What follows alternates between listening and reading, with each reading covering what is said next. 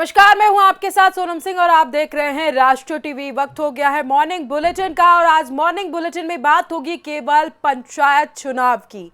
जी हां, 20 दिसंबर यानी आज लोकतंत्र का महापर्व शुरू हो चुका है। नए जिला पंचायत जो हैं वो 50 सीटों के लिए मतदान आज पूरे राज्य में शुरू हो चुका है। इस महत्वपूर्ण स्थानीय निकाय चुनाव में कुल 8,68,637 मतदाता अपने मताधिकार का प्रयोग करेंगे। तो गोवा में लोकतंत्र का महापर्व की शुरुआत हो गई है। नॉर्थ से साउथ गोवा तक वोटिंग जारी है। 50 जिला पंचायत सीटों के लिए वोटिंग जारी है।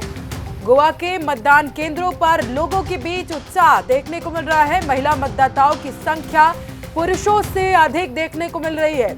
कड़ी सुरक्षा के बीच शांतिपूर्ण तरीके से मतदान किया जा रहा है। प्रशासन की तरफ से चाक चौबंद व्यवस्थाएं की गई है। चप्पे चप्पे पर नजर रखी जा रही है। नेताओं की किस्मत आज मत पेटियों में बंद हो जाएगी। जिला पंचायत चुनाव 2025 पर सबकी नजर टिकी हुई है। 50 जिला पंचायत सीटों पर मतदान हो रहा है। गोवा के मतदान केंद्रों में उत्साह भी देखने को मिल रहा है। तो इस बार मताधिकार का इस्तेमाल कर रहे हैं 4 लाख पुरुष, 20,000 लगभग 431 बताए जा रहे हैं। वहीं महिलाओं की संख्या जो है वो 4,48,201 बताई जा रही है।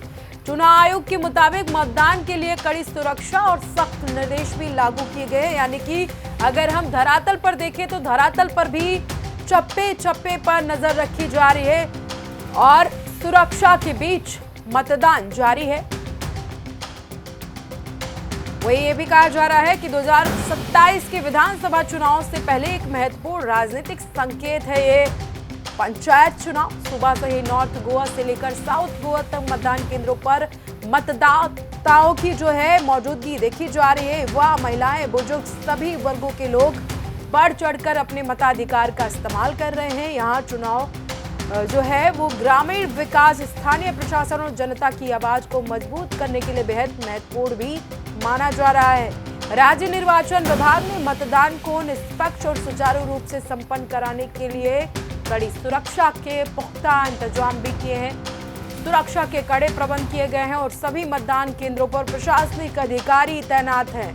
चुनाव को निष्पक्ष और शांतिपूर्ण ढंग से संपन्न कराने के लिए आदर्श आचार संहिता पहले ही लागू कर दी गई थी। वही निर्वाचन आयोग और जिला प्रशासन पूरी तरह अलर्ट मोड पर रहे। सभी प्रमुख दलों, निर्दलीय उम्मीदवारों की किस्मत मत पेटियों में बंद हो जाएगी। तो राष्ट्र टीवी की तरफ से ये कवरेज लगातार हम आपको दिखा रहे हैं। आप देख सकते हैं कि ये लाइव तस्वीर हम आपको दिखा रहे हैं। ये मतदान केंद्र की तस्वीर है जहां पर लोग अपने मताधिकार का इस्तेमाल करने के लिए पहुंचे हुए हैं। आप देख सकते हैं सुबह से ही लोग एक एक करके मतदान केंद्र पर पहुंच रहे हैं और अपने मताधिकार का इस्तेमाल कर रहे हैं। जिस तरीके से कहा जा रहा था कि जिला पंचायत चुनाव इस बार काफ़ी अहम होने वाला है, तो ठीक उसी तरीके से तस्वीरें भी नज़र आ रही हैं और लोकतंत्र के इस महापर्व में लोग अपनी भागीदारी सुनिश्चित कर रहे हैं। हमारे सहयोगी मुकेश भी हमारे साथ न्यूज रूम से जुड़ गए हैं। मुकेश, देखिए गोवा में आज वोटिंग हो रही है पंचायत चुनाव के लिए और कहा जा रहा है कि आज सिर्फ वोट नहीं डाले जा रहे बल्कि भविष्य की नींव रखी जा रही है।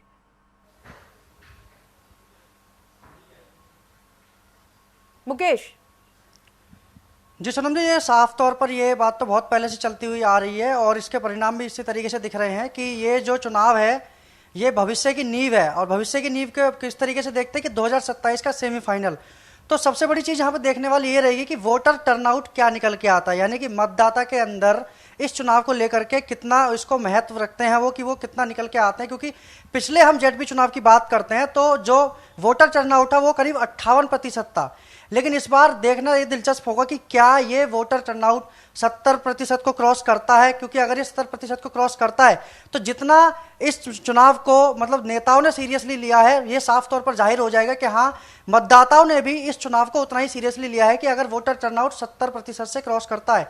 और दूसरी चीज़, हम आंकड़ों की बात करते हैं मतदाताओं में, तो सोनम जी सबसे ज़्यादा देखने वाली बात यह है कि जो पुरुष मतदाता है वो करीब 4,20,000 है और वहीं महिला मतदाताओं की बात करें तो 4,48,000।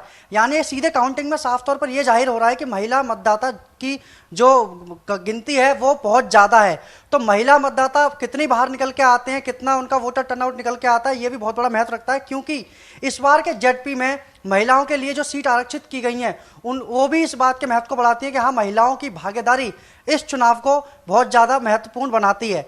तो ये भी देखना बड़ा दिलचस्प रहेगा कि महिलाएं किस स्तर पर निकल के आती हैं और उनका वोटर टर्नआउट क्या रहता है, क्योंकि उसी आधार पर यह तय हो पाएगा कि 2027 के लिए क्या रणनीति अलग अलग पार्टियां अलग तरीके से अपना सकती हैं। सोनम जी, बिल्कुल आपने सही कहा कि महिलाओं की भागीदारी बेहद जरूरी है, क्योंकि इस बार 50 में से 18 सीटें ऐसी हैं जहां पर महिलाएं देखने को मिल रही हैं, वो चुनाव लड़ रही हैं, और जाहिर सी बात है जहां पर महिलाएं खुद प्रतिनिधित्व कर रही हैं तो महिलाओं की भागीदारी तो बढ़ेगी ही, और जाहिर सी बात है यह आंकड़ा और बढ़ेगा।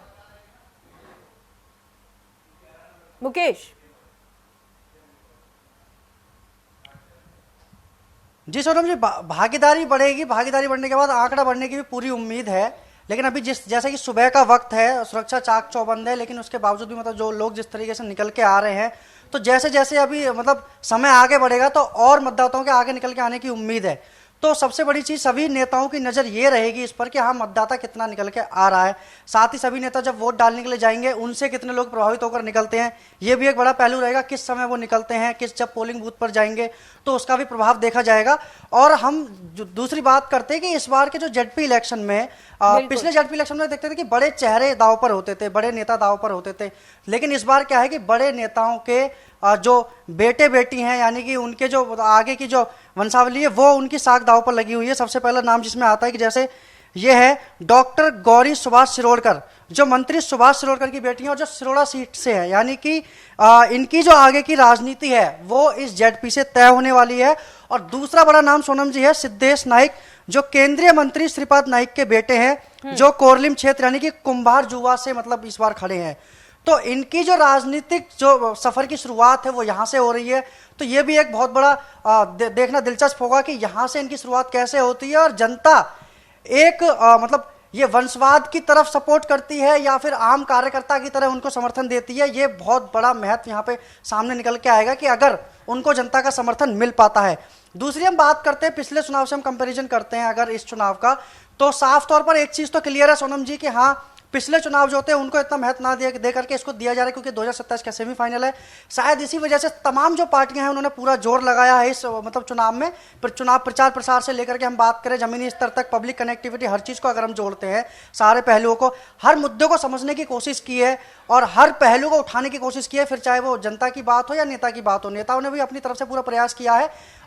विपक्ष ने पक्ष पर हमलावर होकर के पूरी राजनीति को मतलब गर्माहट दी थी, तो वहीं जनता के बीच में जाकर के जो तमाम नेताओं ने उन मुद्दों को उठाया, उनके मुद्दों को जानने की कोशिश की, किन पहलुओं पर यानी कि समाधान निकाल करके वोट को लुभाया जा सकता है, यानी कि जनता को अपने पक्ष में रखा जा सकता है। तो ये भी देखना होगा कि अब इस आधार पर जो जनता है वो किसको चुनती है और उसके बाद आगे की रणनीति पर तमाम पार्टियां किस तरीके से अपना नैरेटिव सेट करती हैं।